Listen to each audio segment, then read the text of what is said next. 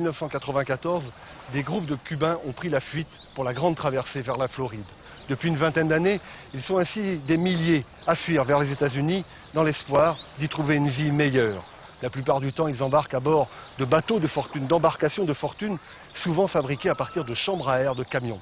Ces candidats à l'exil, on les appelle les balseros. Et pour être balsero, il faut savoir prendre des risques immenses. Le risque d'abord de dériver pendant des heures et des heures, des jours et des jours, au large, en plein soleil. Le risque aussi de mourir en mer. Je suis parti dans une barque comme celle-ci. Aujourd'hui, je m'en sers pour pêcher, ce qui est d'ailleurs interdit. À l'époque, elle était un peu plus grande parce que nous étions 4. C'est vous qui l'avez fabriquée? Oui. Comment? Je me suis procuré du polystyrène, les matériaux, et je l'ai monté ici même, dans cette cour. Ceux qui ne trouvent pas de polystyrène, eh bien, ils utilisent des chambres à air et puis ils s'en vont.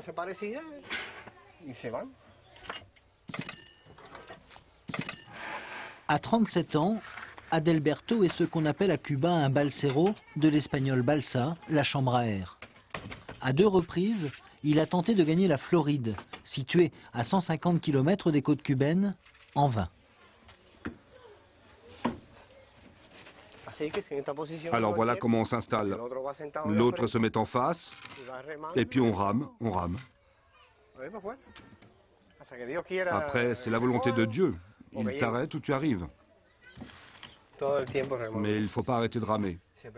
D'ailleurs, on se prépare pour ça, car c'est le plus difficile, et on s'entraîne en faisant des pompes. Quand on part, on surveille le temps.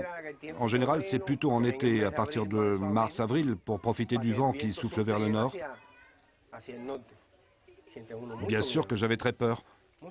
J'avais peur d'être surpris par le mauvais temps, peur des requins ou de mourir au milieu du chemin. Ici, à Mariel, il y a plusieurs jeunes qui avaient moins de 25 ans et qui sont portés disparus.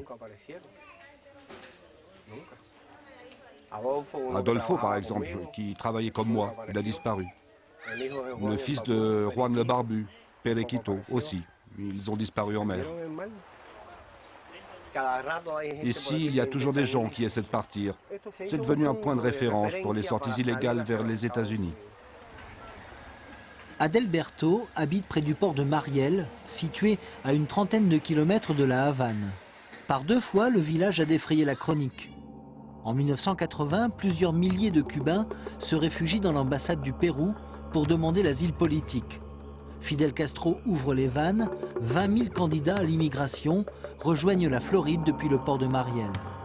En 1994, nouvel exode massif, exténué par la crise, des milliers de balseros se jettent à la mer.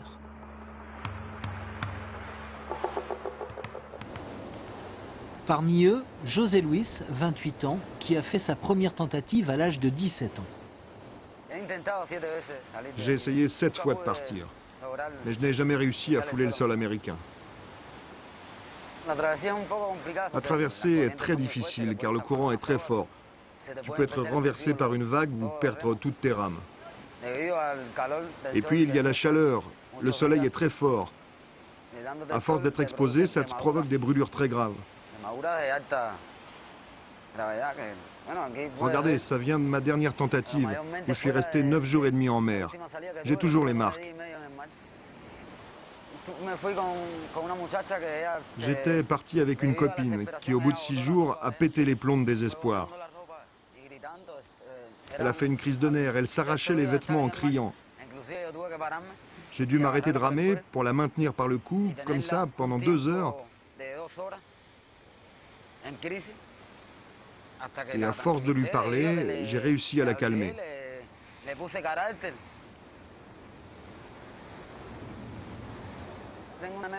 J'ai une anecdote qui me remplit toujours de tristesse. Ça faisait 7 jours que nous étions en mer et nous avons croisé un type tout seul sur une balsa qui criait qu'il avait perdu sa femme, son fils, son frère de 22 ans, sa fille de 7 ans. Il avait les pieds dans l'eau et faisait avancer sa balsa avec les mains.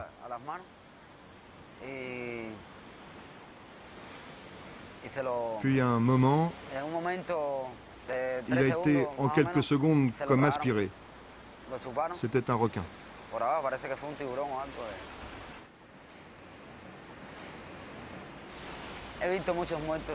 J'ai vu beaucoup de morts. La dernière fois, j'ai été intercepté par des sauveteurs.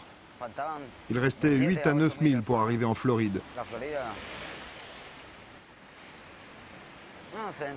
J'étais content, car j'étais persuadé qu'ils allaient me laisser entrer aux États-Unis, avec toutes les tentatives que j'avais faites.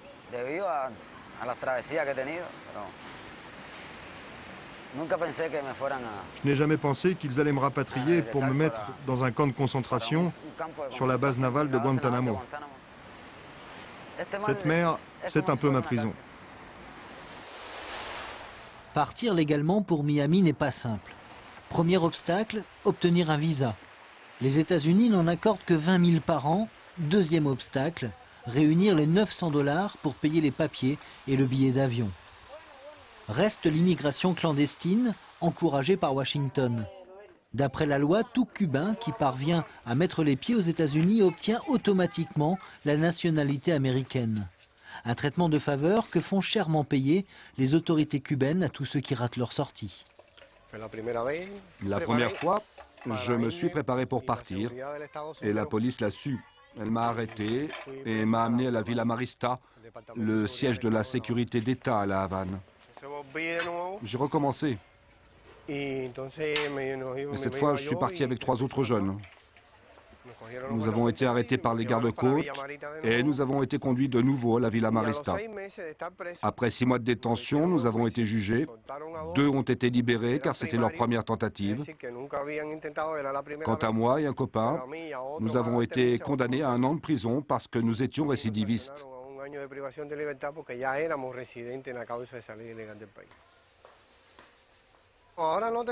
Aujourd'hui, la sortie illégale n'est plus considérée comme un délit, mais comme disent les Cubains, tu restes marqué à vie.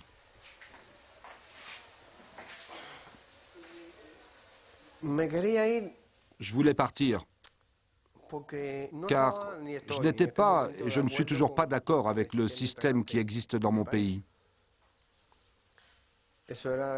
Et c'était le motif principal, en plus du facteur économique, ou du fait que tu te sens enfermé dans un cercle vicieux sans possibilité d'avancer. Tu ne peux pas ouvrir de commerce ou t'exprimer librement.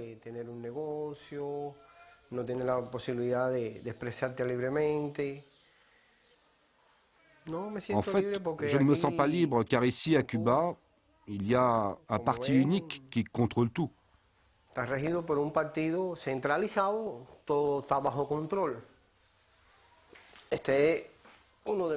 Voici l'un de mes 2 frères qui vivent à Miami. Il est parti en 1994 avec mon père dans une balsa. À l'époque, j'avais un nourrisson à la maison. J'ai eu peur et c'est pour ça que je ne suis pas parti. Quiero que te vayas por el mundo. Yo quiero que conozcas mucha gente. Divorcé et sans travail, José Luis vit avec sa mère et son frère. Comme Adalberto, il n'a jamais pu obtenir de visa pour les États-Unis, même si une partie de sa famille vit déjà à Miami. Comment avez-vous vécu ces différents départs? Très mal. Imagine-toi la fois qu'ils m'ont dit qu'il avait été mangé par un requin. Je suis rentrée à la maison comme une folle, j'ai tout cassé. Ils ont dû m'hospitaliser et me faire un traitement aux électrochocs.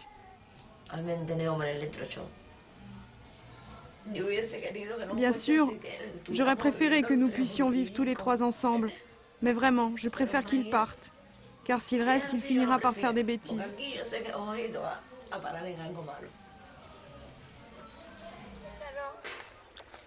Père de bientôt 3 enfants, Adalberto a renoncé à partir.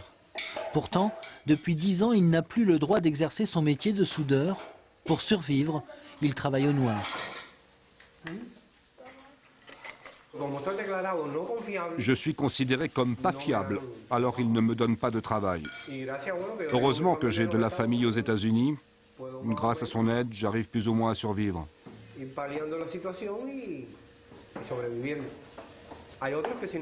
Mais tout le monde n'a pas cette chance. Mon plus grand désir maintenant, c'est qu'existe vraiment à Cuba la démocratie et la liberté, que personne n'ait peur de personne et que nous puissions vivre librement.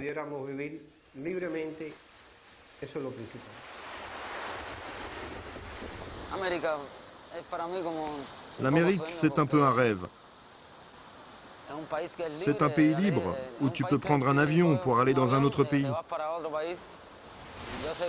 Je continuerai à me battre pour partir aux États-Unis.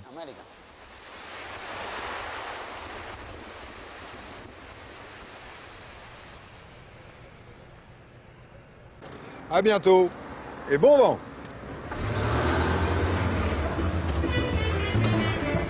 En el barrio La Cachimba se ha formado la corredera. En el barrio La Cachimba se ha formado la corredera. Allá fueron los bomberos con sus campanas, sus sirenas. Allí fueron los bomberos.